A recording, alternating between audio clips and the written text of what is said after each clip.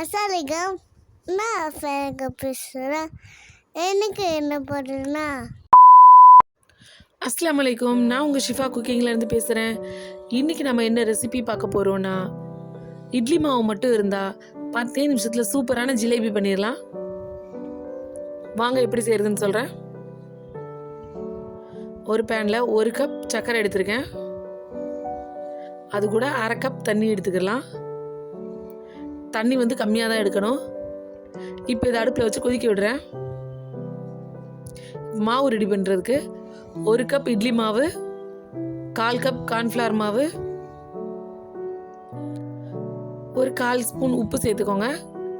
அதோட 1/4 spoon soda மாவு, ஆப்ப சோடா, அதோட ஒரு சிட்டிகை மஞ்சள் தூள் சேர்த்துருக்கேன். இப்போ இது எல்லாத்தையும் நல்லா மிக்ஸ் பண்ணி விட்டுறேன். நீங்கள் மஞ்சள் தூள் வேணாம், ஃபுட் கலர் சேர்த்துக்கிறதா இருந்தால் ஃபுட் கலர் சேர்த்துக்கோங்க. மாவு நல்ல திக்கான மாவாக இருக்கணும். பாருங்கள், மாவு நல்லா திக்காக இருக்குது. எல்லாமே நல்லா மிக்ஸ் ஆகி ரெடியாக இருக்குது. மாவு ரெடி. இப்போ பாகு எப்படி இருக்குன்னு போய் பார்க்கலாம். இப்போ தான் சக்கரை கொதிக்க ஆரம்பிக்குது. நல்லா கொதிக்கட்டும். இதுக்கு கம்பி பதம்லாம் வரக்கூடாது. நல்லா ஒரு 5-6 நிமிஷம் கொதிச்சதுக்கப்புறம் அது கையில் தொட்டு பார்த்தீங்கன்னா பிசு பிசுப்பாக ஒரு பதம் தெரியும். அதாவது கம்பி பதத்துக்கு முன்னாடி பதம். அந்த ஸ்டேஜ்லேயே நம்ம அடுப்பு ஆஃப் பண்ணிடணும்.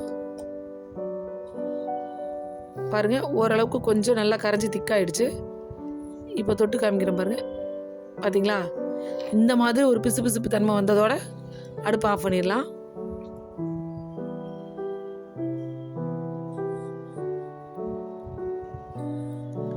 இப்போ இந்த மாதிரி ஒரு எண்ணெய் பாக்கெட்டில் மேல் பக்கத்தை கட் பண்ணிவிட்டு அது உள்ளே இந்த மாவை எல்லாத்தையும் சேர்த்துக்கிறேன். கையில் வச்சு மாவை ஊற்ற முடியல. இந்த மாதிரி ஒரு கிண்ணத்தில் வச்சுட்டு இப்படி ஃபோல்ட் பண்ணி விட்டிங்கன்னா ஈஸியாக மாவை உள்ளே ஊற்றிடலாம்.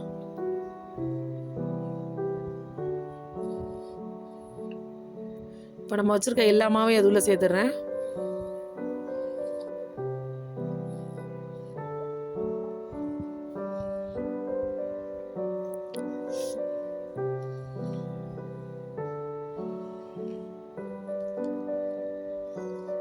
இப்போ இந்த மாவில் ஒரு ரப்பர் பேண்ட் போட்டு டைட் பண்ணிக்கிறேன்.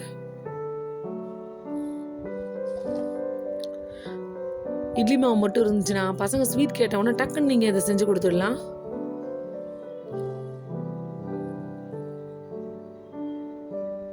இப்போ ஒரு கார்னரில் லைட்டாக கட் பண்ணி விட்டுக்கிறேன். எண்ணெயும் செக் பண்ணிவிட்டேன். ரொம்ப ஹீட்டாக இருக்கக்கூடாது, ஒரு மீடியம் ஹீட்டில் இருந்தால் போதும். இந்த டைமில் உள்ளே நீங்கள் உங்களுக்கு வர்ற மாதிரி ஷேப்பில் புழிஞ்சு விட்டுக்கோங்க.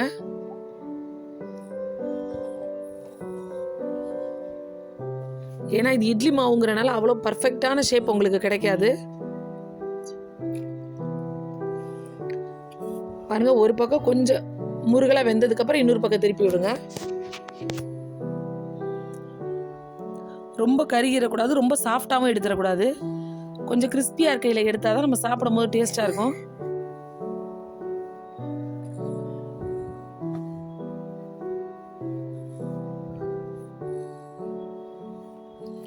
இந்த டைம் இப்போ எடுத்தால் கரெக்டாக இருக்கும். பாருங்கள், நல்லாவே வெந்து வந்துருச்சு. இப்போ நான் எல்லாத்தையும் வெளியில் எடுத்துடுறேன்.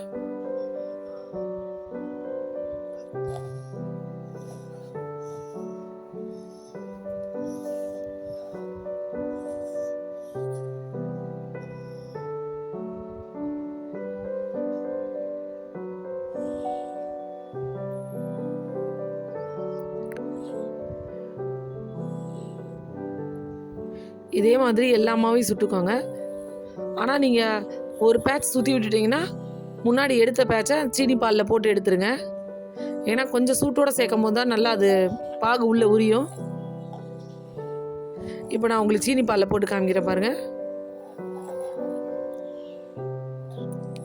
இப்போ நம்ம வச்சுருக்க ஜிலேபி எடுத்து இதில் அப்படியே அடிக்கிடலாம்.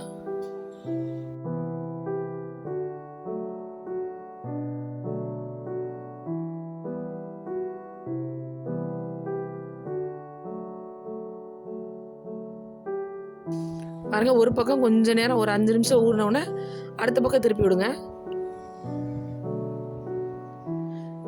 இன்னொரு பக்கம் ஒரு 2 நிமிஷம் வச்சுட்டு அதுக்கப்புறம் எல்லாத்தையும் வெளியில் எடுத்துடலாம். வேறு அதிகமான நேரம் இந்த பாகுலேயே கிடந்துச்சுன்னா அது ரொம்ப சொதப்பாயிரும். அவ்வளோதான். இதே மாதிரி நீங்களும் உங்கள் வீட்டில் ட்ரை பண்ணி பாருங்கள். சாப்பிட்றதுக்கு ரொம்ப கிறிஸ்பியாகவும் ஜூஸியாகவும் சூப்பராக இருக்கும். ட்ரை பண்ணி பார்த்துட்டு எப்படி இருந்துச்சுன்னு என்னோட கமெண்டில் சொல்லுங்கள். என்னோட இந்த ரெசிபி பிடிச்சிருந்துச்சுன்னா என்னோட சேனலை லைக் பண்ணுங்கள். சூப்பர். சப்ஸ்கிரைப் பண்ணுங்க. தேங்க்யூ.